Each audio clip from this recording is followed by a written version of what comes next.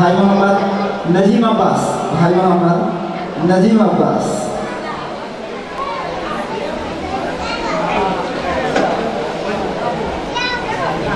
ईमान की सबूत तमन्नाए मुस्तफ़ा, ईमान की सबूत तमन्नाए मुस्तफ़ा, कुरान गुफ्तगू करे समझाए मुस्तफ़ा।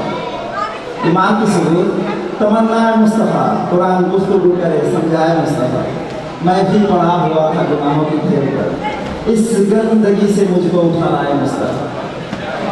और मेरी तिजोरियाँ भी भरी हुई है मुजफ्फर, मेरी तिजोरियाँ भी भरी हुई है मुजफ्फर। अरे मांगे वो और क्या जिसे मिल जाए मुस्तफ़ा।